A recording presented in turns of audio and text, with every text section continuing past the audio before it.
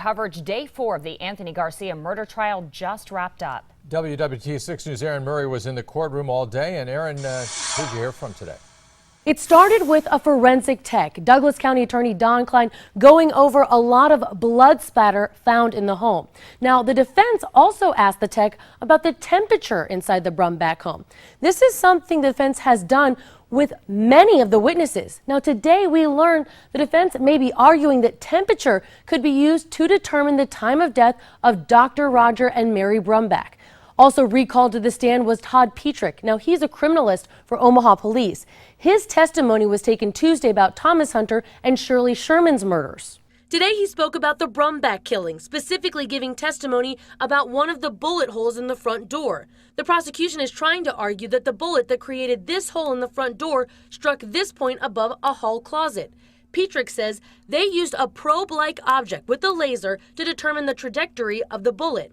The defense alluding that they disagree with this theory. The next to the stand, a professor from Des Moines University. He gave testimony about having an appointment set up with Dr. Brumback for May 13th to be given several donated books. The professor says, though, the Brumbacks never showed and he never heard from them again. This is important to the prosecution. They will argue this will help narrow down when the Brumbacks were killed.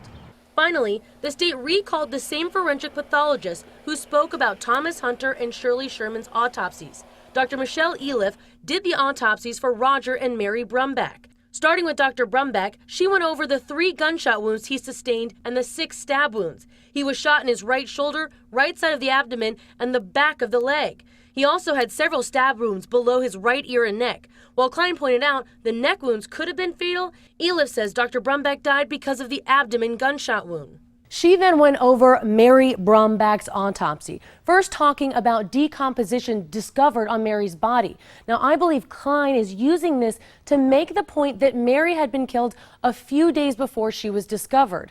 Then Klein had Eliff go over several of the defensive wounds found on Mary's wrists and hands, showing that Mary seemed to have put up a fight before being killed. Now, Eliff believes that Mary's cause of death was from stab wounds around her neck. Now, Klein did ask if she could have been killed on May 12th, and Eliff said it was possible. Now, Bob Motta Sr. took over from there. Now, he continued to question Eliff more about the factors that could determine the time of death, like temperature, rigor mortis, and what food was in both of their digestive systems. Now, he also asked if Eliff could tell if these murders were done by one person or by 2. And Eliff says that she could not tell. John, Mallory. Thank you, Aaron. Coming up at 10, we'll tell you what to expect in court tomorrow.